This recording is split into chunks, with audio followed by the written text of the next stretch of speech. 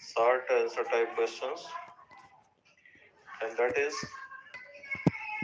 the first one from the Tiger. What did the Tiger King predict of whether it is a misinterpreting? What did the astrologer predict of the royal prince born in the family of Brahma? The astrologers predicted of the royal son born in the family of Padmanpuram that he would be a great king, warrior of warriors, champion of champions, hero of heroes. But the chief astrologer stopped for a moment, but when he was forced to speak, he also described or predicted of his death by a tiger. This was the prediction from the astrologers. And the next question is, why did the Tiger King decide to marry? The Tiger King decided to marry because the numbers of tigers in his state came to an end and he needed more tigers to kill. So he married to the princess of the nearby state to get the right to kill the tigers there and to fulfill his promise to kill the 100 tigers. And the short answer type question, the question number 3 is that why was the Maharaja in danger of losing his throne? Answer is very simple. Maharaja was once in danger of losing his throne because he refused the British officer to have a photograph with the hunted tiger. It was an insulting approach to the British officer. So that's why he got angry and it was the danger of losing his throne and the state just go to the National Congress. And the next question, how did the Tiger King retain his kingdom? The Tiger King had to cost 3 lakh rupees to send 50 samples of diamond rings to British officers' wife, and hence the British officer's wife accepted all the 50 diamond rings and it agreed the British officer to the idea of hunting in the Padmapuram. And the next question is, how did the Tiger King die? One day, the Tiger King was playing with his son with a wooden tiger. At the same time, the wooden tiger had a rough surface, and one of the squeeze passed into the palm of the Tiger King's hand and got infection. Infection increased, and the surgeons were called for the treatment. Surgeons operated, but the Tiger King died. This was the condition. And there are the long answer type questions. Describe the efforts made by the Tiger King to kill the 100 tigers. When the Tiger King became young, he remembered the astrologer's prediction of his death by a tiger. He started to kill the tigers first in his state, and it was the time when the British officer also desired to hunt a tiger in his state, but the Tiger King refused to allow him in his state for hunting, which made him angry, and finally he had to cost 3 lakh rupees to settle the matter.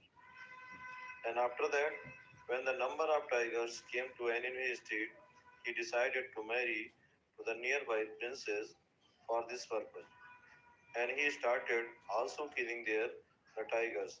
Finally, when the tigers uh, came to an end, and there was none was. Till then, the Tiger King had killed 99 tigers. One more was needed for this purpose, but it was very difficult to find the 100 tiger.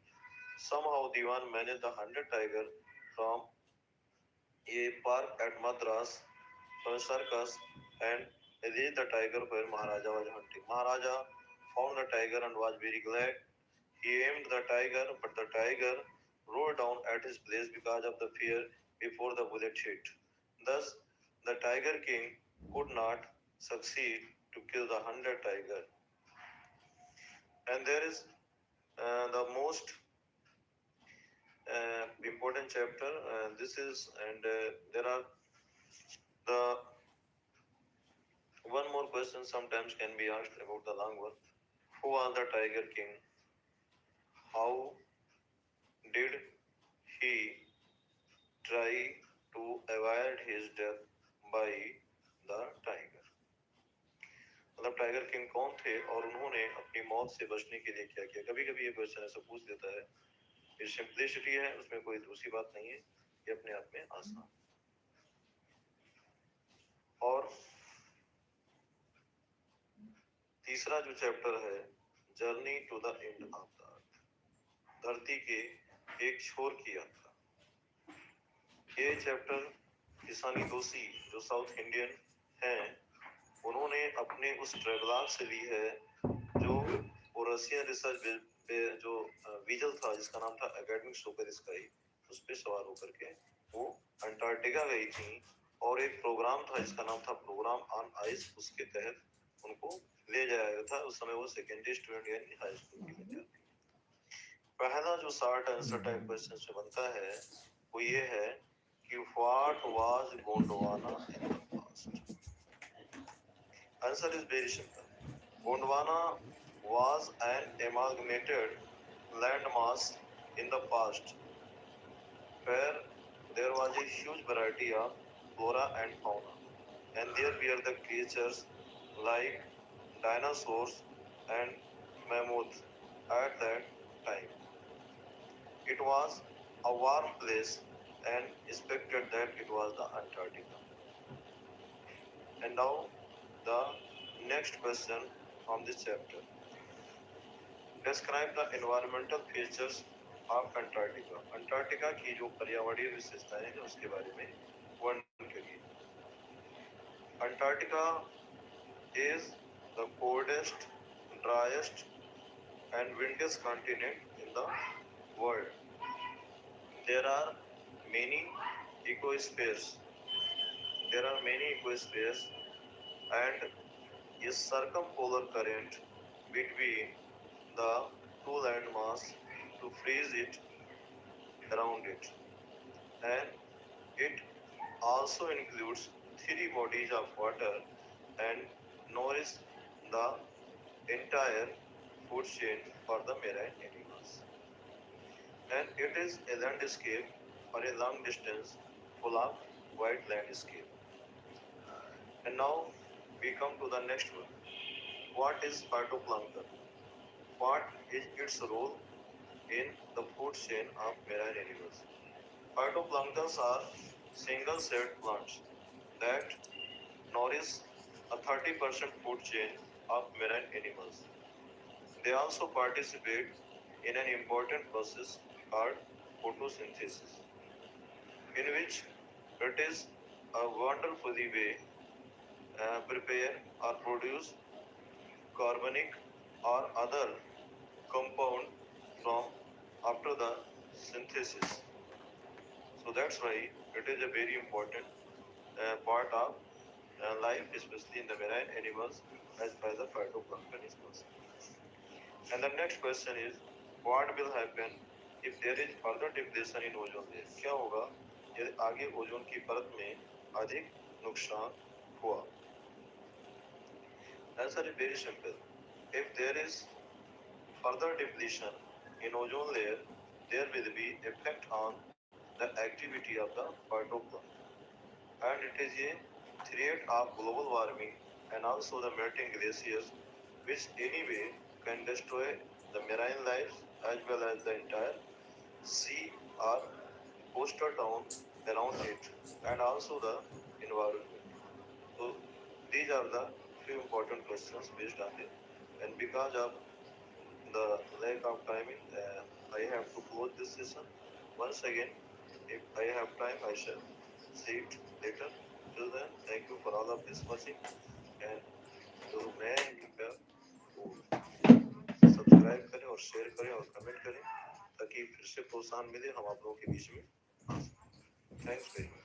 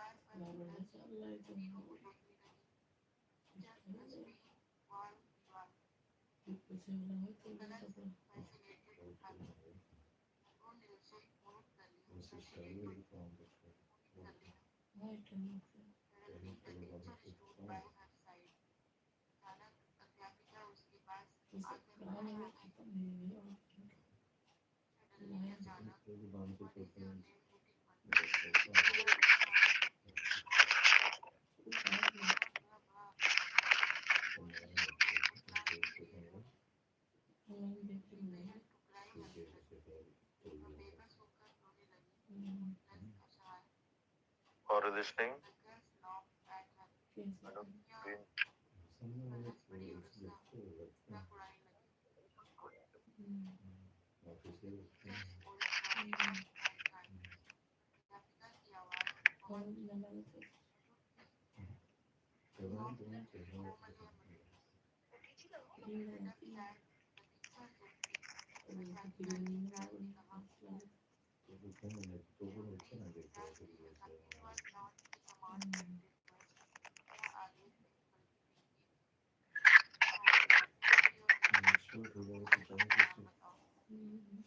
once again I am joining in this session. It's right. Are you listening me?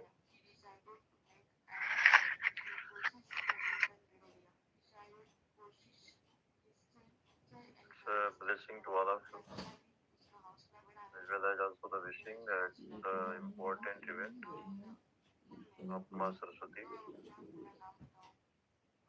goddess of knowledge, and I hope that she will grace all of us about it.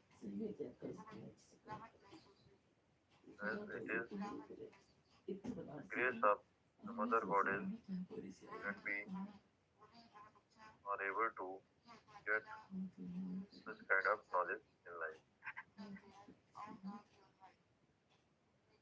The mother is considered the important part of our life that plays great role to nourish us, to look after us, and to give us several types of important lessons in our life.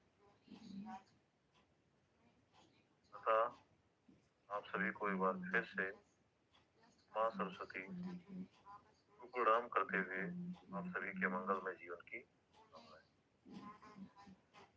आप आगे बढ़ें और उन्नति करें और मत की कृपा हम सब पर बरसती रहे। वस्तुतः माँ जिस पे सवार है वो हंस है। हंस की प्रवृत्ति क्या होता है कि दूध और पानी दोनों को अलग कर देता है। एक ऐसी झिल्ली पाई जाती है कि दोनों में अंतर पैदा कर देता है। लेकिन आप ध्यान दें, हंस कहाँ पर है? उस श्वेत कमल के ऊपर है जो अपने आप में दिख रहा है। और वो कमल कहाँ खिला है?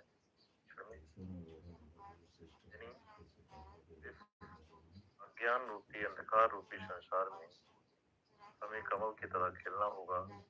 तब हमारे अंदर हंस वृत्ति आएगी और हम स्वाभाविक रूप से माँ सरस्वती को स्थान दे पाएंगे। अतः ये आवश्यक है इस पर्व के अवसर पर हम अपने जीवन में बात को समझें। जब तक हम हंस वृत्ति को नहीं प्राप्त होंगे, हम एक कमल के जैसे नहीं दिखेंगे, तब तक माँ सरस्वती का वास हमारे ऊपर हो नहीं। ज्ञान और सूचना दोनों में अत्यंत फर्क है। कहा गया है कि 21st century is the century of information and technology। 21वीं जो सदी है वो सूचना और प्रौद्योगिकी है, जहाँ पर हम आज अनेकों तकनीक का ज्ञान प्राप्त करते हैं और जीवन में उसके माध्यम से चल रहे हैं। लेकिन क्या हमारे पास सोचने की, समझने की और उस ज्ञान को अपने अंदर ग्रहण करने की, आत्मसात करने की वो क्षमता है या नहीं? In today's perspective, we have intensity, but we have lack of capacity। आज के परिप्रेक्ष्य में देखा जाए तो हमारे पास तीव्रता तो है, किसी चीज को हम एडवांस रिएक्ट तो करते हैं, लेकिन स्वाभाविक रूप से अगर बात समझने की जाए, एक्सप्लेन करने की जाए, तो हम वहां से पीछे हट जाते हैं। We always search शॉर्टकट जिंदगी में हमें मिल तो जाता है, लेकिन हमें जीवन में ऐसी विषम परिस्थितियों का सामना करना है, क्या हम उसके लिए तैयार हैं? अगर नहीं है तो ये सोचनीय विषय है। As we know that we are living in the competitive world where we have a lot of challenges, not only the education but also the frustration, depression, and different types of struggle in our life। परिस्थितियों को देखते हुए अगर हम ये समझें कि हम जो शिक्षा में अग्रणी हो जाएंगे या जो पढ़ लेंगे उसको जान लेंगे, नहीं भाई, ये शिक्षा हमारी अधूरी है तब तक जब तक हम इसको अपने व्यवहार में नहीं लाते। कि जब हम कंपटीशन तैयारी में जाते हैं, प्रश्न पत्रों को देखते हैं तो ऐसा लगता है कि स्वाभाविक रूप से जो हमने पढ़ा उसका गहन अध्ययन नहीं किया। यानी जो हम शॉर्टकट की बात आरंभ से करते आए थे वो आज हमें भारी पड़ रही है। इसीलिए शॉर्टकट की आदत न डालें, माँ का आशीर्वाद लें और जीवन में जो भी चीजें हैं उसको गहराई से समझने का प्रयास करें। किसी भी विषय का जो गूढ़ नॉलेज है, जो गूढ़ ज्ञान है, वो हमें आगे बढ़ाता है। और बोर्ड परीक्षा के इस महत्वपूर्ण परिप्रेक्ष्य में जैसा कि हम दिन प्रतिदिन बढ़ते चले जा रहे हैं, महत्वपूर्ण प्रश्नों का संकलन जरूर करें।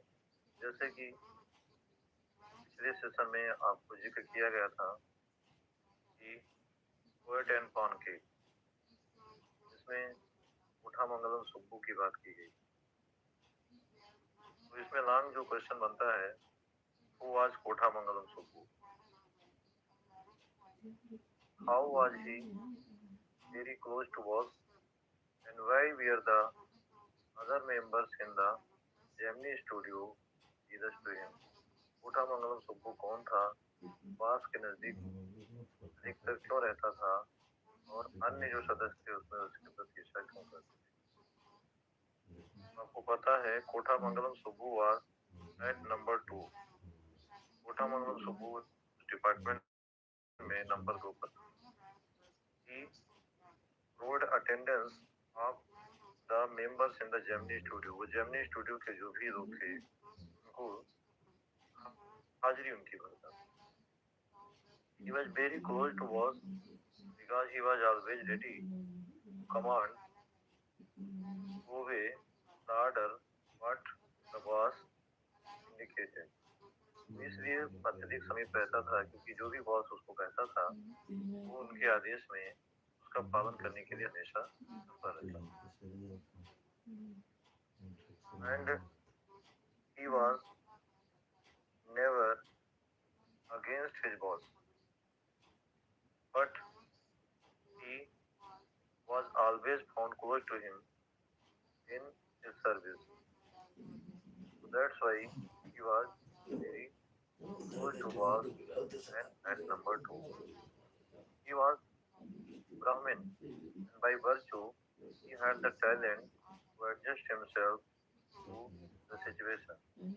वो स्वाभाविक रूप से ब्राह्मण था और इसलिए उसके अंदर ऐसा गुण था कि वो आसानी से परिस्थितियों को हैंडल कर लेता था। There were the maximum number of men at whose house, and it was because of his simple nature and because of his conversation style or his ability as a body language.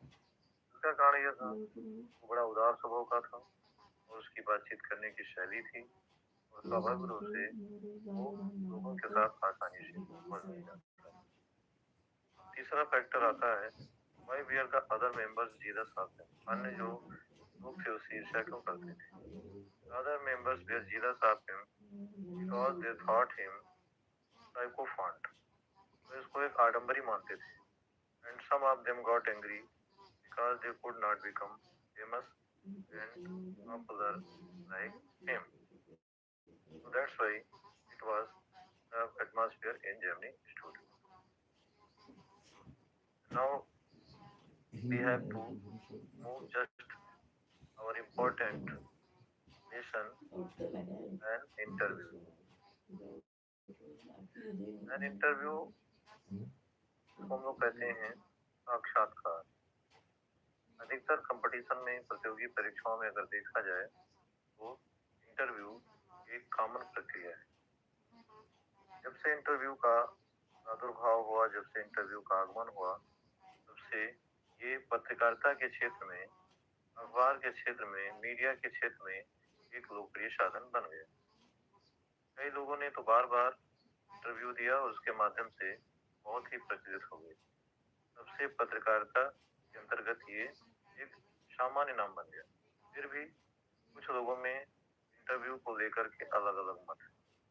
कुछ इसे अच्छा मानते हैं, कुछ इसे बुरा मानते हैं, कुछ ये मानते हैं कि ये संपर्क करने का, प्रचलित होने का एक बड़ा ही सहज और सर्वश्रेष्ठ साधन है और इस इंटरव्यू के द्वारा व्यक्ति के अंदर की जो सच्चाई है, उसके अंदर की जो कुंठा है, कोई भी चीज जो अंतर्निहित है, जहाँ से व्यक्ति कुंठित है या सत्यता का उसके अंदर से निष्कासन नहीं हो रहा है, उसको बड़ी सरलता से इंटरव्यू के माध्यम से पाया जा सकता है।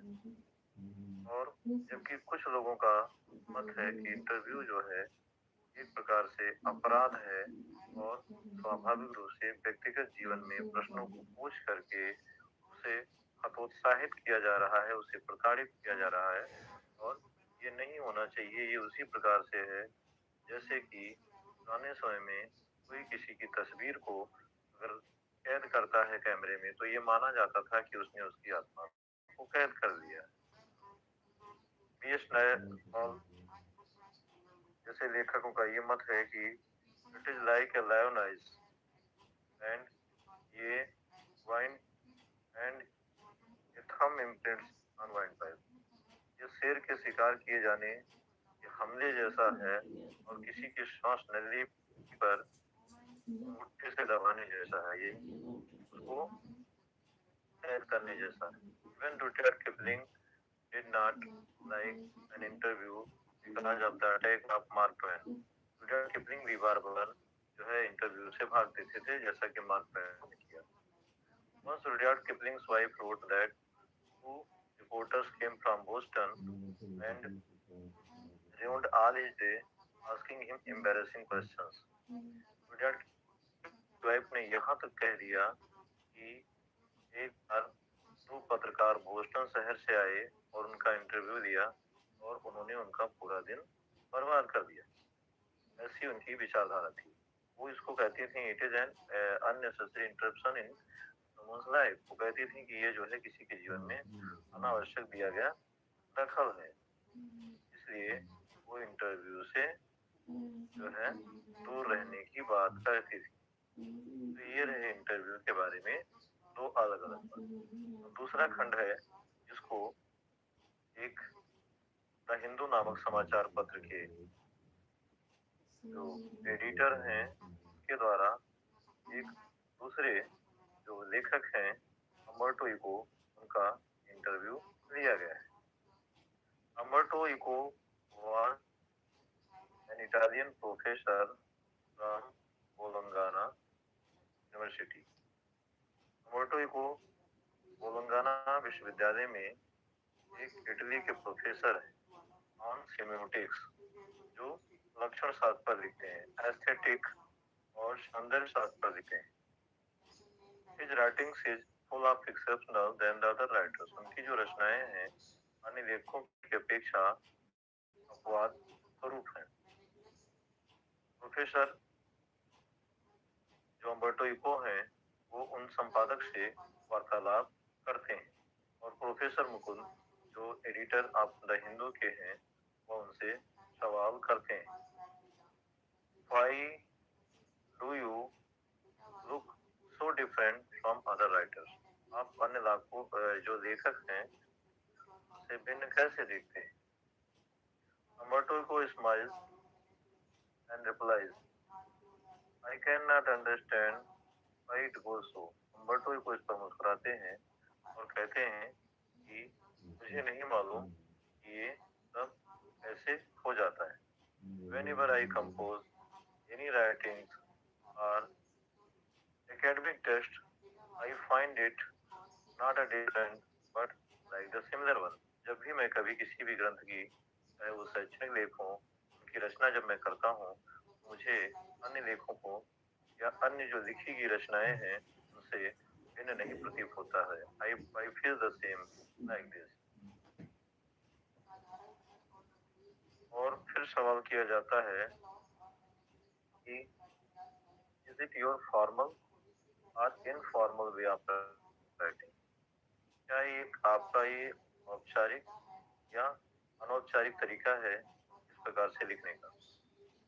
Umberto says that when I am going to write, I can't understand what I am going to write in the particular writing. But as soon as I write it and finish it, I find it is the same like the similar one. जब मैं लिखने जा रही हूँ तो मुझे इसके बारे में पता नहीं होता है और जब मैं इसको फिनिश कर चुका होता हूँ मुझे पता लगता है कि ये तो बिल्कुल वैसी ही रचना है। अब अम्बर्टो इको प्रोफेसर मुकुंद कहते हैं कि आपकी जो रचनाएं हैं स्वाभाविक रूप से वो यहाँ तक की जो छोटी रचनाएं हैं बच्चों के लिए जो रचनाएं हैं उसमें आप जासूसी उन कहानियों के साथ साथ दार्शनिक और नैतिक परिप्रेक्ष्य को ज्यादा समावेशित कर देते हो और यहाँ तक कि उसमें जो है हिंसा का जरा भी समावेश नहीं होता है। अब यहाँ पर अगर डिस्कशन में दिया जाए तो अम्बर्टो इको अन्य उपन्यासकारों से कैसे थे? Umberto Eco was different from other novelists because he chose the subject which the other novelists lived. One hand, Umberto Eco writes, he takes Sadhji is noble, but he also mixes up philosophical, ethical, and moral approach in their writing.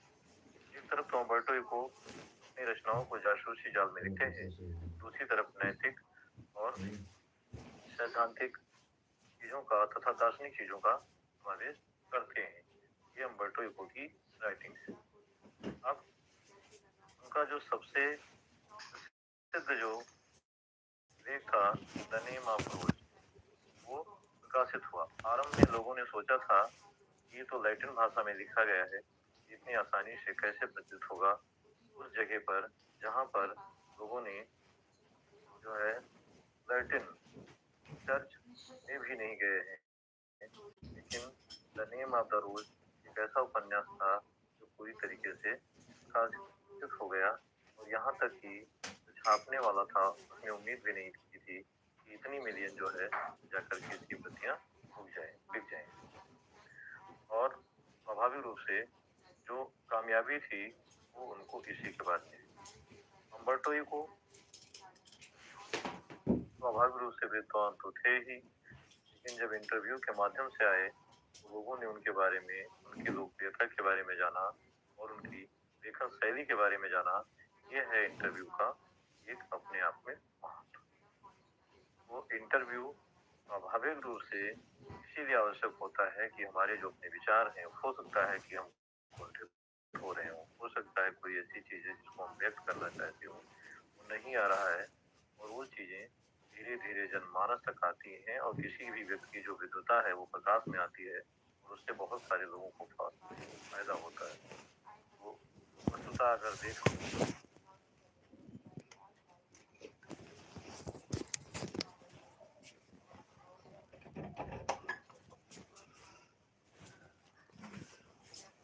Dear students, because of spare time, once again I am going to join in this important session, and we have few important questions from the Tiger King. And in this perspective, we have short answer type questions, and that is the first one from the Tiger King. What did the Tiger King predict of? Whether it is a misinterpreting. What did the astrologer predict of the royal prince in the family of Britain? The astrologers predicted of the royal son born in the family of Padmanpuram that he would be a great king, warrior of warriors, champion of champions, hero of heroes. But the chief astrologer stopped for a moment, but when he was forced to speak, he also described or predicted of his death by a tiger. This was the prediction of the astrologers. And the next question is, why did the Tiger King decide to marry? The Tiger King decided to marry because the numbers of tigers in his state came to an end and he needed more tigers to kill. So he married to the princess of the nearby state to get the right to kill the tigers there and to. Very good morning to all of you, the students in this session, and we are now going to discuss about the poem number 3 from class 12th standard, A Thing of Beauty. In this poem, the poet John Keats describes about the beauty, which is not for a short time, but it is for a long one. According to him, a thing of beauty is a joy forever. Its loveliness increases. It means the beauty does not fade but also moves away, and it also gets more attraction.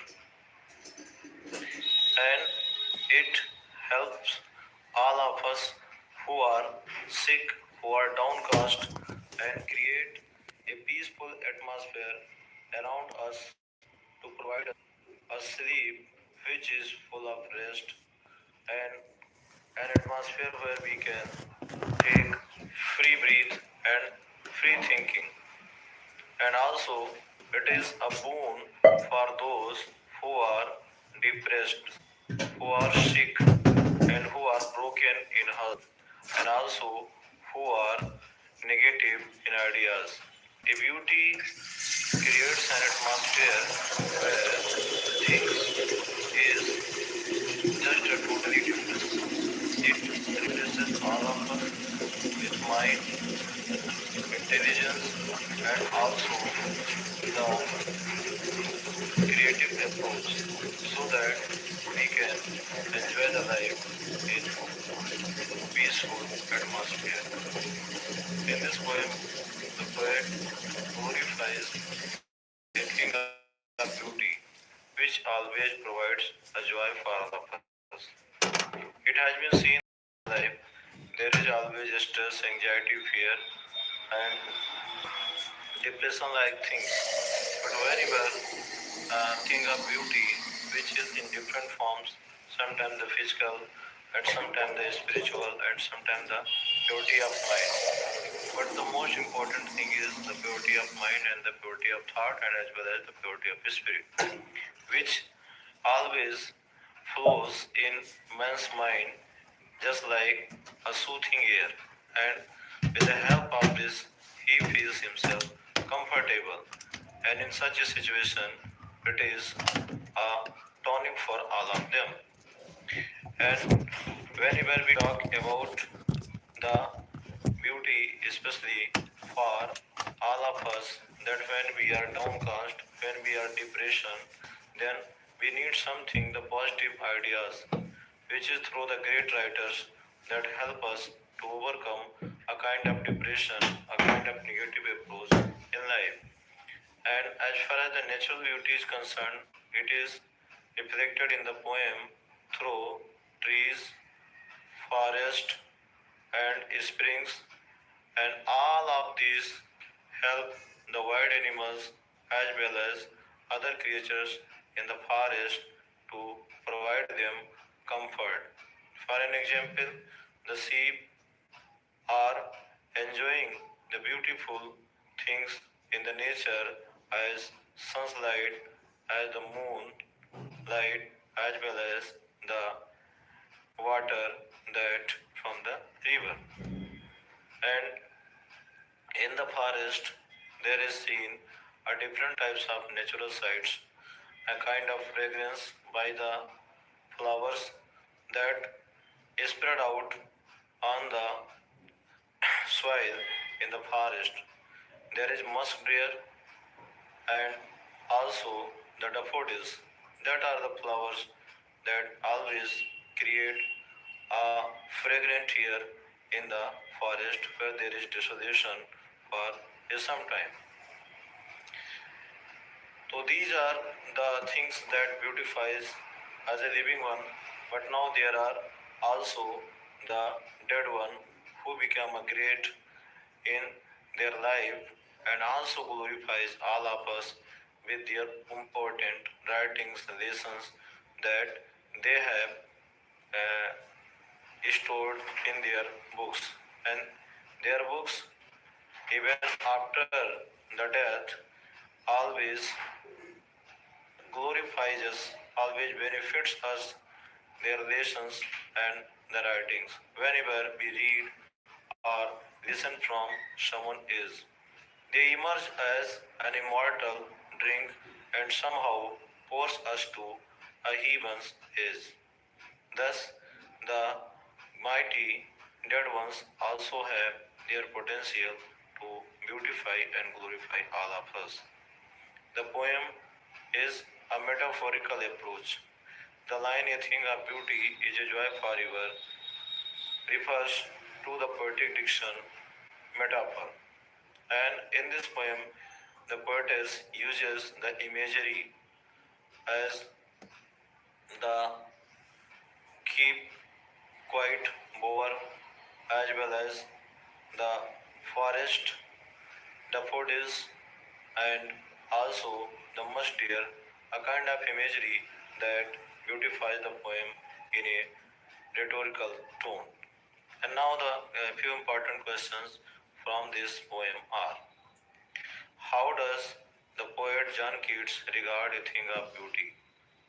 And the answer is, the poet regards a thing of beauty a joy forever. Its loveliness increases and it never comes into nothingness. Question number two: how does it help the people to provide them comfortable atmosphere? ये लोगों को किस प्रकार आरामदायक वातावरण प्रदान करती है? A thing of beauty creates a bower for all of us to provide us good sleep and a good health to live a life full of comfort. Question number three: how does it help for those people who are depressed and anxious or completely in stress? A thing of beauty also emerges from thought of beauty, and hence it always guides us to become a positive one in life, and it is an inspiration for those who are depressed and downcast in life. Now the question number next is: how does a thing of beauty prove to be a boon for the simple sheep and other animals in the forest? किस प्रकार से सुंदरता नामक चीज भेड़ और अन्य जीवों के लिए जंगल में वरदान के रूप में साबित होती है? As far as the natural beauty is concerned, it proves to be a boon for the sheep and other living animals in the forest. The sun provides them a heat, and the moonlight provides them a humble light, a very comfortable light, and also the springs or the river's water make them a cooling atmosphere in such a hot season. And now the concluding stanza has a few questions to ask. In the concluding stanza, how do the mighty ones, how do the mighty ones help us? जो मृत लोग हैं वह हमारे लिए किस प्रकार से सहायक होते हैं? The mighty ones leave their writing after their death. That always provides us several types of learning by their important lessons in their text or books whenever we read them. The question next is: how does they come unto us from the heaven? किस प्रकार से वे स्वर्ग से हमारे पास आती हैं? All their writings is just like an immortal drink, and it controls everywhere, and also as an immortal storage of drink, and finally it pours on to the poet from the edge of the heaven. So the poem comes to conclusion and with a reference like this. And the poet has also the concluding central idea. In this poem, the spiritual, natural beauty of the poem, which always helps us different ways, and it also makes a peaceful atmosphere for all of us to provide us comfortable sleep, and it proves to be a boon for those animals who are in the forest, and also spreads out fragrance and beauty in this reference, and finally finds that the mighty dead ones also become a comfortable note for all of us. In this poem, the poet describes about the writings that containing by the great writers and offers them after all to find the great lessons from them. And finally, this concludes the central idea of the poem. Thanks for watching, and if you have any problem, you can consult about it at your own questions and comments.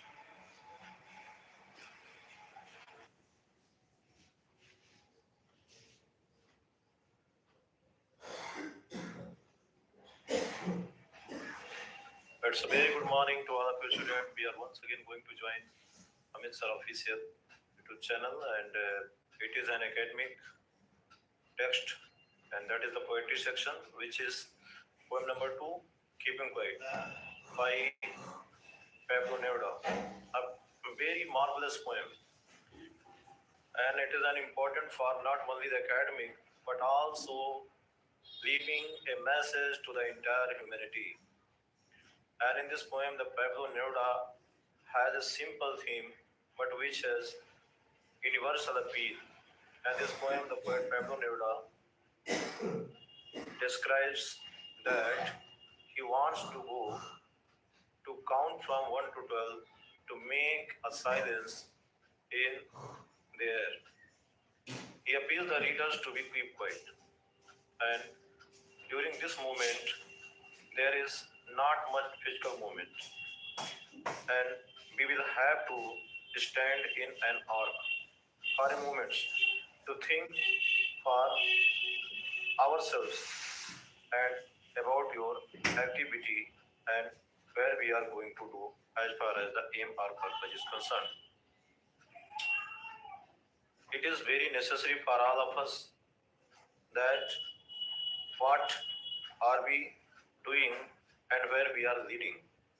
As we know, in the modern world, we are too much engrossed to the money, to gain money without thinking of our future generation as well as how to save the humanity.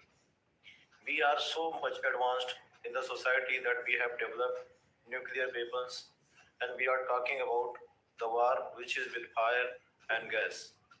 And in such a situation, if there is war, the things will be catastrophic. We shall lose all our creativity as well as the entire human perspective. And after that, the young generation will in great trouble after losing all the creativity and finding in a strange atmosphere. That's why the poet Pablo Neruda appeals the readers to keep quiet, to think for a moment. It is an introspection to think deeply about our doing. And also he symbolizes a very nice personification with the lines, perhaps the earth can teach us. Perhaps he used silence.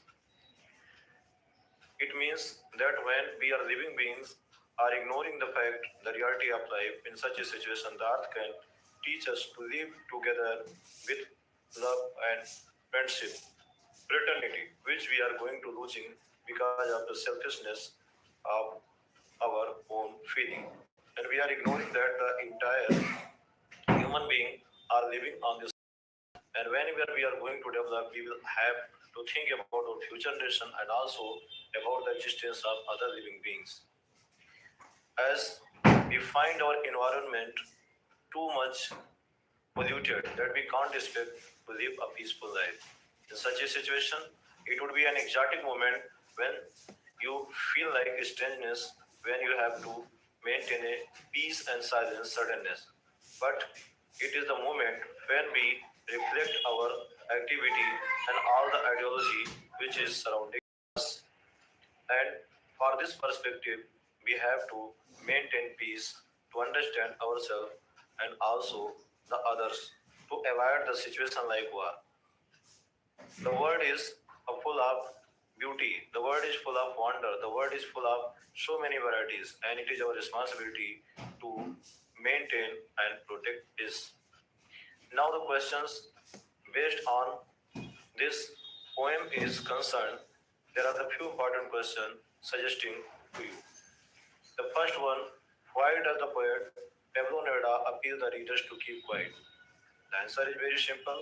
The poet Pablo Neruda appeals the readers to keep quiet, to think deeply of themselves and their activity to maintain the peace in the world.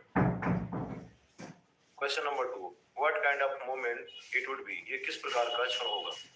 It would be an exotic movement where we cannot spread our arms, legs too much like at that time.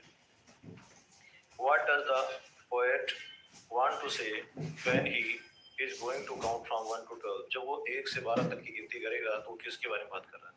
So the poetess wants the readers to maintain a peace and silence to reflect their ideas to their doings. And now we are going to move. There is a poetic device as far as the stanza is concerned, where there is a line. Perhaps the earth can teach us. Earth is a non-living one, but whenever we are going to present it, the activity like teaching or somewhere it is just belonging to as an animate, and hence we find it a personification. When something living ones working like, when something non-living ones working like a living ones, as far as the person is concerned, it is a personification. So the line, perhaps the earth can teach us, as a poetic diction, and which is a personification. The poem has a universal appeal as far as the maintaining peace is concerned. It is necessary for the entire people in the world to think, as we are going to just close Third World War, where we are going to talk about the nuclear war, which is a more dangerous than all this, and it may be harmful to the world and the entire living beings on the planet. We have to save the planet, to maintain the peace, to think of our selves, to understand ourselves, and to understand others. Now, we have some points based on the central idea of the poem, as Pablo Neruda is in this central idea of the poem, Keeping Quiet. In this poem, the poet Pablo Neruda appeals the readers for an introspection about their own working style, about their own way of lifestyle, where they are leading to. He appeals the readers to maintain peace in the life, to avoid the situation like war. When we think about ourselves, we find that what is the reality of life, and then we understand others, to make a friendship and to spread love among the people, to save the entire humanity, avoiding the situation like hate and some other ways. The poem is full of moral as well as an universal appeal. So this varies the central idea of the poem. Now, as some students feel the difficulty to find the particular terminology as well as the theme of the English perspective, hence I am going to express my view especially on this poem in Hindi version. इस कविता में कवि Pablo Neruda शांत रहने की appeal करता है। जैसा कि ये जो कविता है, इस कविता में शांति की आवश्यकता इसलिए है क्योंकि जो है लोग विचार करें कि उन्होंने अपने आप को और साथ ही साथ कितना नुकसान इस वातावरण को फैलाया है। जैसा कि वो लोग पूरी तरीके से कार्यरत हैं और कार्यरत होने के साथ साथ वह यह विचार नहीं कर पा रहे हैं कि उससे पर्यावरण को कितना नुकसान पहुंच रहा है। आज हम व्यक्तिगत स्वार्थपरता में धनोपार्जन हेतु इतना ज्यादा आगे निकल चुके हैं कि शायद हम स्वयं विचार नहीं कर पा रहे हैं कि हम इस भागदौड़ में कहाँ पर पहुंच रहे हैं। वस्तुतः स्थिति यह है कि समय रहते अगर हमने ये विचार नहीं किया तो हम अन्य वन्य जीवों को नुकसान पहुंचाएंगे ही, समस्त मानवता को भी नष्ट करने पर तुल जाएंगे। जैसा कि इस कविता में दर्शाया गया है कि कुछ लोग ऐसे हैं जो हरित युद्ध की बात करते हैं, कुछ लोग वैश्विक युद्ध की बात करते हैं। अगर इस प्रकार से वो विचारधारा पनपती रही, बिना विचारे उन्होंने कार्य कर दिया, तो ये समस्त मानवता के लिए खतरा होगा। साथ ही साथ जो वन्य जीव इस धरती पर हैं उनके लिए भी अपने आप में खतरा होगा और यहाँ से सभ्यता के मिटने के आसार है। इसीलिए कवि अंत में निष्कर्ष करता है कि ऐसे युद्ध में विजय श्री तो किसी को भी मिल सकती है, लेकिन जो आने वाली जनरेशंस हैं, जो पीढ़ियां हैं, वो ऐसे माहौल में रहेंगी जहाँ पर सब कुछ वहाँ पर विचित्र और अजीब होगा और वे नए वातावरण में होंगे जहाँ पर उन्हें कुछ भी समझ में नहीं आएगा और वे पूरी तरीके से एक दूसरे के साथ बड़े ही विचित्र रूप में व्यवहार करेंगे। इसलिए जो कवि है वो पाठकों से यही अनुरोध करता है कि वे शांत हों, एक बार मनन और चिंतन करें और ये समझें कि स्वाभाविक रूप से हमारी जीवन शैली कैसी होनी चाहिए, हमारा एक दूसरे के प्रति दृष्टिकोण कैसा होना चाहिए। हम पुनः जो है उस सामाजिक प्रेम और सामंजस्य को स्थापित करें और मित्रता का भाव रखें, प्रेम से जीवन जिए, ताकि जो शांति हमारे जीवन के लिए अत्यंत आवश्यक है। और इसीलिए जो कवि है वो बार बार इस कविता में शांत रहने की अपील करता है, ताकि हम स्वयं कुछ समय के लिए आत्मचिंतन करें और अपना मार्गदर्शन करके जीवन में शांति और सुखमय जीवन की ओर प्रस्तुत हों। ये इस कविता का लक्ष्य है।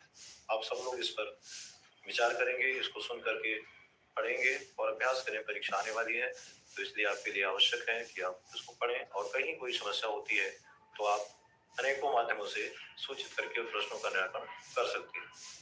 देखने के लिए बहुत बहुत धन्यवाद।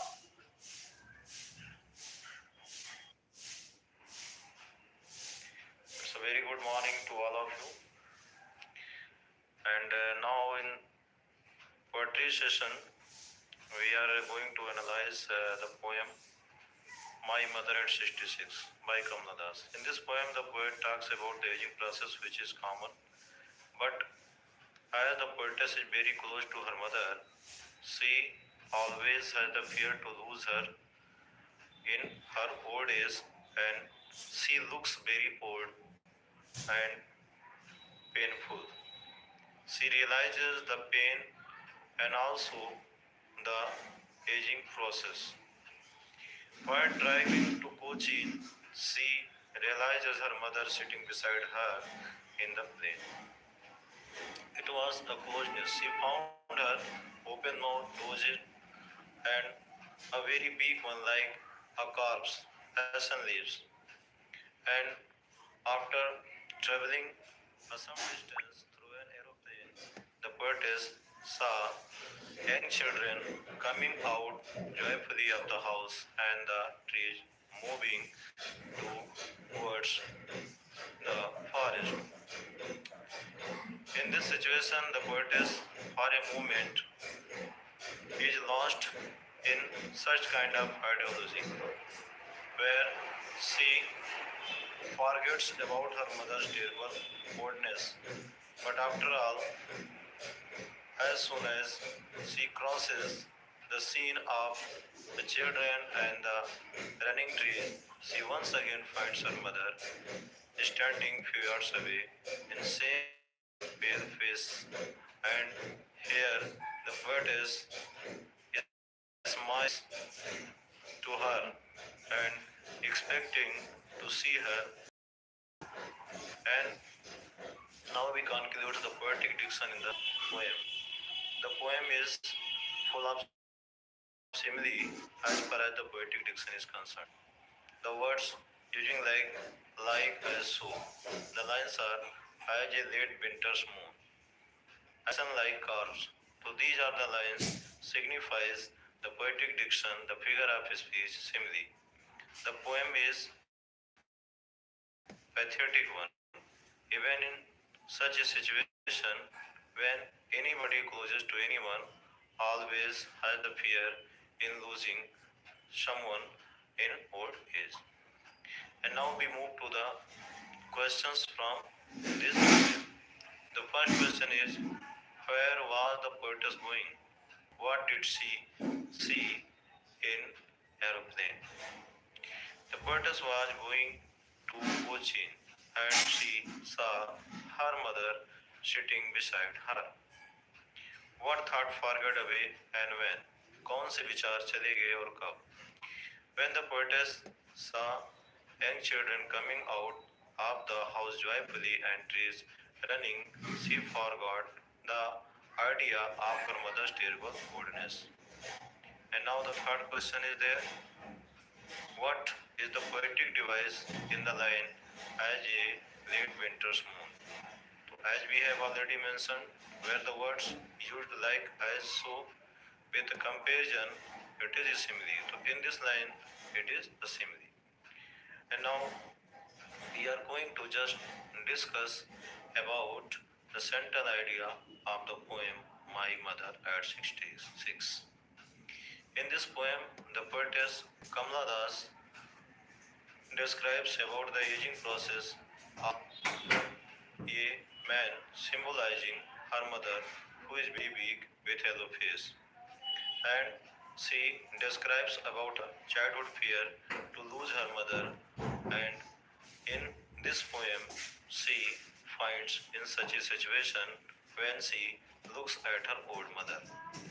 After all, she forget the idea of her mother's terrible coldness when she saw different sights as the young children coming out of the house and also the trees running. But at the same time, she finds her mother once again standing few yards away, and she waits her, seeing that she would see her again. Hence, the poem comes to conclusion that aging process is natural. It is a very important one, especially in a man's life. The poetess has a pathetic approach towards uh, humanity, which is presented in here.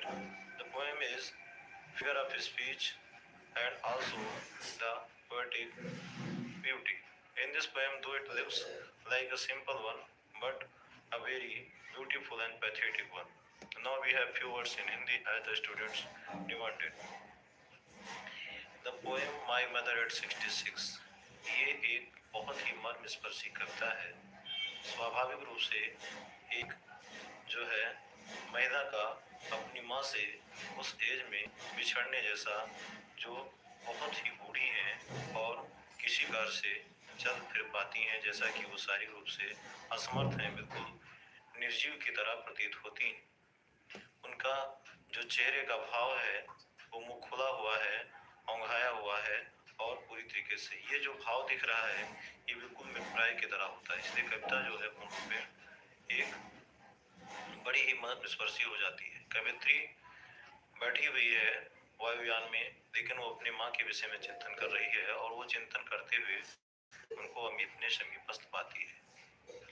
कुछ समय के उपरांत जब यात्रा आगे बढ़ती है तो वो जो है युवा बच्चों की फौज को देखती है जो अपने घर से बाहर आ रहे होते हैं, बड़े ही प्रसन्नचित्त मुद्रा में होते हैं, और उन वृक्षों को भी देखती है जो पूरी तरह से गतिशीलता में नजर आते हैं। जैसे ही वो इन सब को देखती है वो भूल जाती है कि स्वाभाविक रूप से उसकी माता जी कितनी बुरी हैं और उनका जो पुराना दर्द है वो कैसा है, क्योंकि ये एक प्रकार से परिवर्तन की स्थिति है जहाँ पर कुछ समय के लिए मन का चिंतन उन बच्चों की ओर और उन वृक्षों की ओर चला जाता है, लेकिन जीवन में जो वास्तविकता है वो पुनः हमारे चिंतन स्तर पे आती है और एक बार फिर से जो कवयित्री है वो पुनः अपनी माँ का चिंतन करती है और सामने उनको कुछ गज की दूरी पर खड़ी हुई पाती है।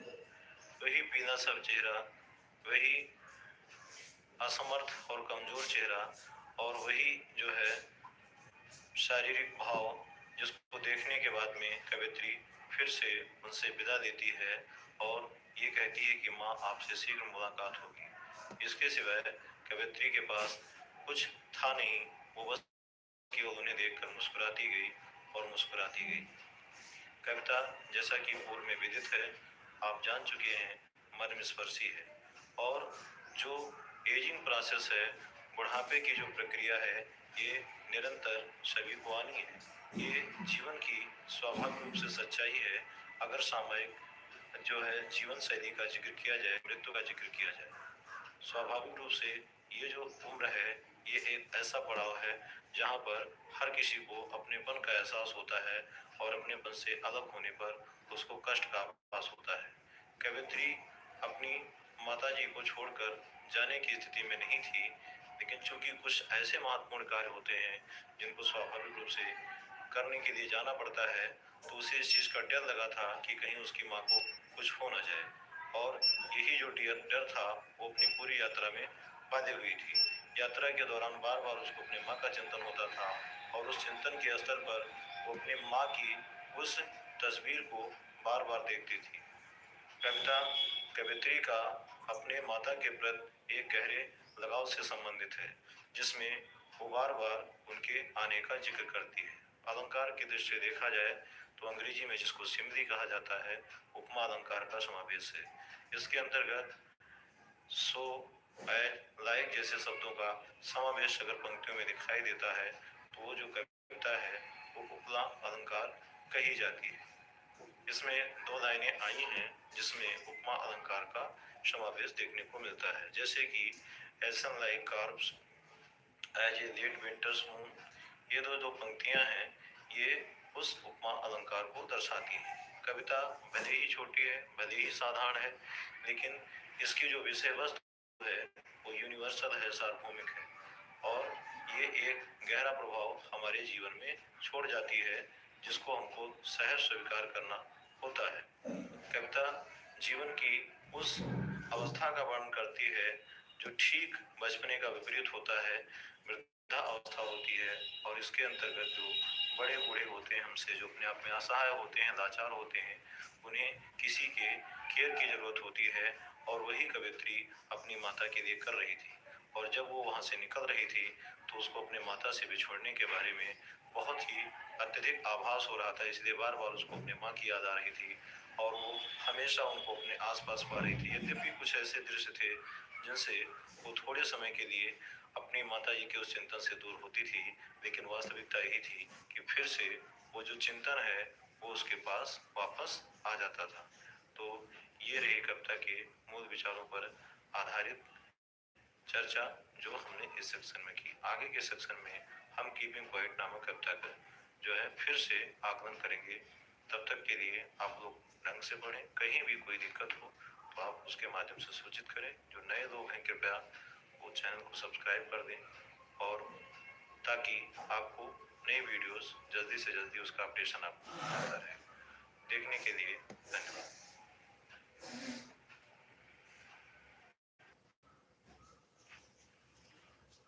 Once again, welcome back to our channel, Amit Sir Official. Very good evening to all of you. And in the reference to supplementary lessons, we are going to summarize the last and the final lesson from supplementary. It's a lesson number 6, the stories of childhood, where there are the two sections describing one hand Jitkalasa and on the other hand Vama. Both are a bitter experience of childhood. In the first section, Jitkalasa experiences as a strange manner is in the beginning of the lands of April, a city where she was in a hostel. She found something different, and it was the first bell rang. She saw the girls of her own belonging in a tight fitting clothes and tight shoes, while she was in loose garments, having long hair and in a loose shoes. It was odd on far, and that's why she felt uneasy among those students there. And meanwhile, she felt sinking to the floor as her blanket was slipping out from a soldier. Meanwhile, she found a classmate girl, Judwin. Judwin was close to her, and Judwin heard about the voice of the pale-faced woman who was talking about cutting the hair of Jitkalasa.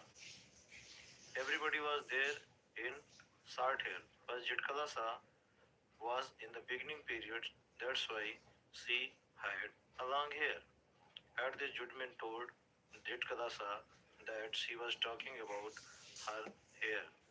But at this, Jitkalasa did not lose courage. She told her that every possible way she would protest to cut her hair. But Judwin, knowing everything, tried to tell her that they were too strong to protest them.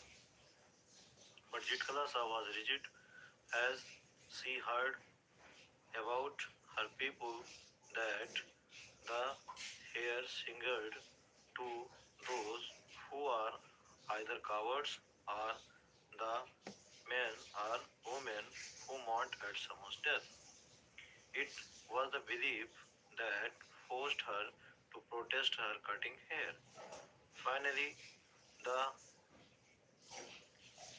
plan was made, and Jipkalasa, finding an opportunity, hid herself in the corner of the room where there was a darkness.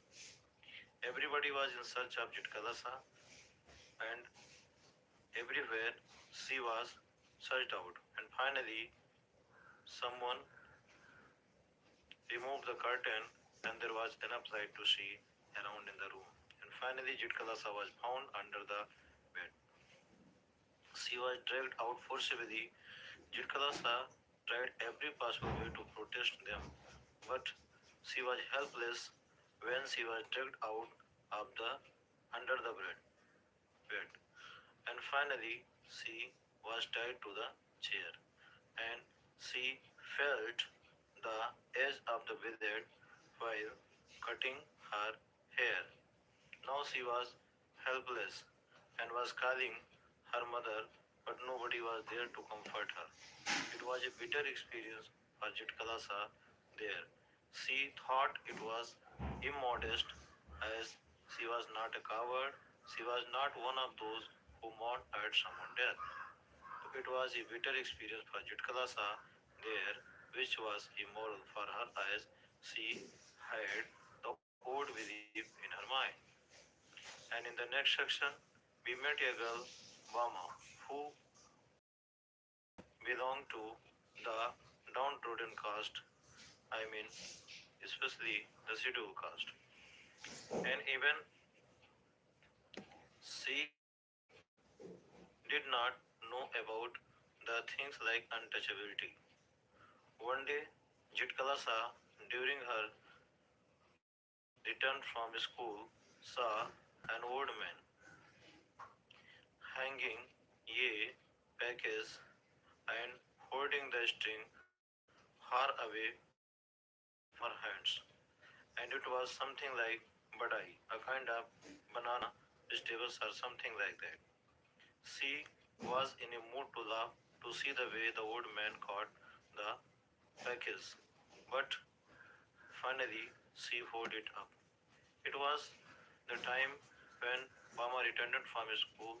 She kept on watching the things what is happening in the street as the street play different types of fruits and different types of dishes and a kind of play, a kind of snake charmers, a kind of monkey kept a man dancing like that, everything. So each and everything distracted her attention, and finally she got late for home, near about 30 minutes spent because of this. When Bama told about the story of the old man to her brother Anand, Anand was a mature one and he understood each and everything what she told her. And finally, he explained the thing to Bama that it was because of untouchability, the old man trying to make it sacred, not to be touched, as it was just like touchability and it may be the polluted one. So, in such a situation, he was like that, behaving the things. But at this, Bama got angry and thought of this. But Anand told her that each and everything is because we are backwards. And the most important thing to get education to be invested in the category of those people who are at high rank. And he told her that she must read too much. She must read with full attention, and the best to do something better, to be exceptional and at a high rank, then the people will come to him and show the respect. The words proved to be a tonic for Bama, and finally she worked hard and got a good position in the education. And since then, she understood that what an important thing education is to get a good rank in life. So, thus both the lessons describes about the bitter experience of the childhood, and finally, the last one was the most important because it was based on the untouchability. Untouchability can be removed after the education and after a hard work to become something which society needs. If we are among those at high rank, we shall be considered by the people in the surrounding to pay their respect for civility. So thus the lesson comes to end with the conclusion of both the parts of this.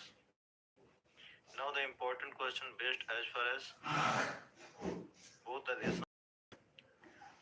What bitter experience did Jatkala Sahib feel at the land of apples? What did Jatkala Sahib hear from Govind and what did she decide against it? And what happened to Jatkala Sahib after all? And now when we move to the Bama, what were the things that attracted to Bama and she got late to return from school to home. And second question was there, what funny things did she find with the old man day? And the third question is there, what did Anna Obama about the story of the old man? So these are the short questions based on the both part of the section of the lesson. And now we have a few words in Hindi to discuss and summarize about it. The first one was Jitkala Sa. Let us we have a few words in Hindi. Jitkala Sa एक ऐसी American भारतीय लड़की है जिसको Naples शहर apples apples के शहर में एक कट अनुभव का सामना करना पड़ा, जहां पर ठंडी के मौसम में वो ढीले पोशाक में थी और कंबल ओढ़े हुई थी और अपने ढीले जूते में थी। लेकिन जो पहला दिन था वहां पर उसने अपने ही ग्रुप की उन लड़कियों को देखा जो फिटिंग यानी टाइट कपड़ों में थी और उनके बाल छोटे थे और वे अपनी टाइट जूते में थी।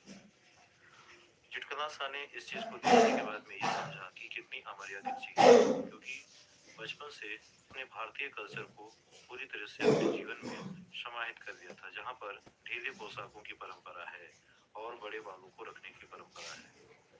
ये सब देखने के बाद चिटकला सा पूरी तरीके से उन सब चीजों से बिल्कुल प्रभावित हुई और तभी उसकी एक सहेली जुड़बिन ने उससे बताया कि एक पीले चेहरे वाली जो औरत थी, जो वार्डन थी, वह उसके कपड़ों को लेकर के, उसके लंबे बालों को लेकर के चर्चा कर रही थी। चिटकला सा को इस पर जो है थोड़ी आशंका हुई और उसने जुड़बिन से बताया कि वो अपने बालों को किसी भी कीमत पर कटने नहीं देगी और यथासंभव उसका विरोध करेगी। और समय पाकर के चिटकला सा ने अपने आप को उस अंधेरे कमरे के कोने में बिस्तर के नीचे छिपा दिया। लेकिन ये सब कहाँ चलने वाला था? तभी सारे सदस्यों के द्वारा चिटकला सा की तलाश की गई और उसे ढूंढ निकाला गया। जब पर्दे को वहां पर हटाया गया, चिटकला सा को बलपूर्वक उस बिस्तर के नीचे से खींच करके लाया गया और उसको कुर्सी से बांध दिया गया, जहां पर उसके बालों को काटा गया। जिस समय उसके बालों को काटा गया उसे बहुत ही अमर्यादित महसूस हुआ, जैसा कि उसने इस मान्यता को सुन रखा था कि बाल उन्हीं लोगों के काटे जाते हैं जो कायर होते हैं या उन लोगों के काटे जाते हैं जो किसी मृत व्यक्ति के ऊपर शोक मनाते हैं। इन दोनों विचारधाराओं ने चिटकला सा को पूरी तरह से प्रभावित किया। उसने अपने आप को असहाय महसूस किया और अपनी माता के लिए पूरी तरीके से वो चिल्लाई, लेकिन वहां सब कुछ बेकार था। अब हम इस पाठ के दूसरे हिस्से में पहुंचेंगे, जहां पर बामा नामक एक लड़की रहती है जो दलित संप्रदाय से संबंध रखती है। वह विद्यालय से लौटते समय रास्ते में नुक्कड़ नाटक और अनेकों प्रकार के फल की दुकानें और तांत्रिकों के द्वारा दिखाए जाने वाले खेल, इन सब को देख करके मार्ग में थोड़े समय के लिए रुक जाती है। कभी कभी उसे बहुत लंबा समय लग जाता और घर को लौटने में देर हो जाती। इसी क्रम में एक दिन उसने अपने ही समुदाय के एक वयोवृद्ध व्यक्ति को देखा जो एक थैले में कुछ केले की सब्जी जैसी चीज लेकर के आ रहा था और डोरी को बहुत दूर से पकड़े हुए था।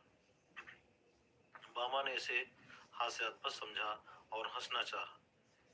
उसे ऐसा लगा कि ये मजाक बस ऐसा हो रहा है, क्योंकि उसने देखा कि वो व्यक्ति जो है उसको इस थैले को ऐसे पकड़ करके ले जा रहा था और उस जमींदार की ओर लेकर के जा रहा था जो एक ऊंचे स्थान पर बैठा हुआ था और सभी को आदेश दे रहा था कार्य करने के लिए। सारी बातें उसने अपने बड़े भाई अनंत को बताई और जब उसने उसे ये बात बताई तो वो सारी चीज समझ गया। उसने अपनी बहन को ये बताया कि ये अछूत के कारण है।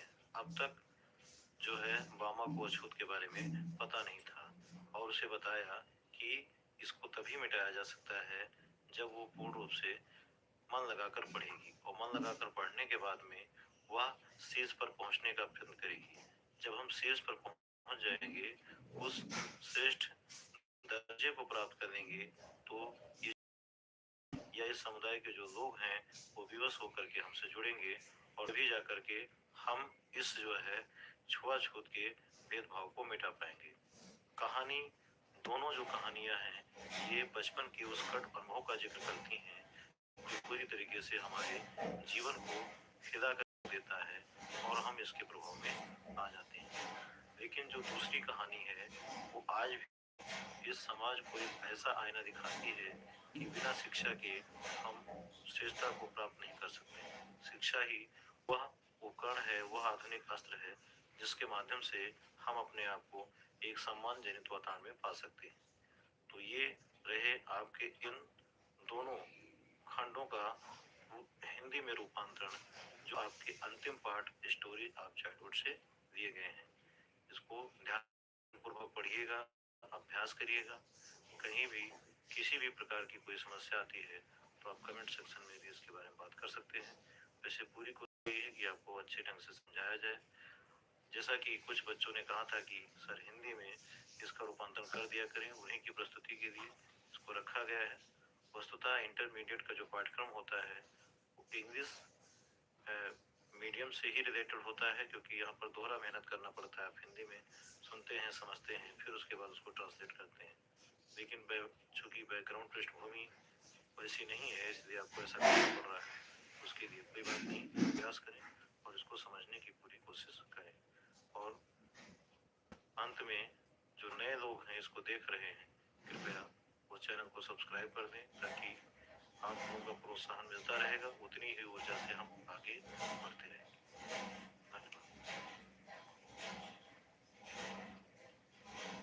Dear students, very good evening to you. And in the reference to our supplementary edition, we are going once again to summarize the next lesson, lesson number 5, which is a play. And in this play, there is an important character of Mr. Lamb and a boy who is 14 years old, Derry. Both are partially disabled. Mr. Lamb is matured man leading to old age, while Derry, a teenager who has one side face burnt with acid. Derry is downcast because of his burnt face and avoids the people's company because the people look at his face and comment. And in this escapement, by chance, he passes through Mr. Lamb's garden, finding it quiet and peaceful, and as a Praveshi, Derry sneaks away to Mr. Lamb's garden secretly, but finds surprised to hear Mr. Lamb's voice. And suddenly he meets a becomes angry and decides to make a plan to go away from there. But somehow Mr. Lamb tries to explain the things very well. Derry always makes a question in different ways. Mr. Lamb is a matured man. He has experienced and studied the things very well. He is bold and fearless. Even disabled with one leg, having a 10 legs, he learned how to do the work in the garden. He is open-hearted and kind-hearted man likes the company of anyone. By the other hand, Derry, a teenager, always avoid the people, thinking that the people would see him and comment at him. But both hate each other, and there is an argument to take the different things. Derry always blames the people and his burnt face, which makes him to think like negative in life. But in spite of all this, Mr. Lamb always explains him that there are other things which he can do. But Derry, being depressed of his negativity, and finally blames himself and other people to comment on it. Mr. Lamb gives him a different types of examples and mentions about a story who hides himself in the house because he has a fear that his feet has on his skin, banana skin, and he goes away down the path and the people will laugh. And also that while traveling on the road, a vehicle, a bus or motor bus, drive over him and to knock him down. And a girl with whom she or he falls in love and she cheats him away. And different kinds of things he was thinking in his mind. And what happened?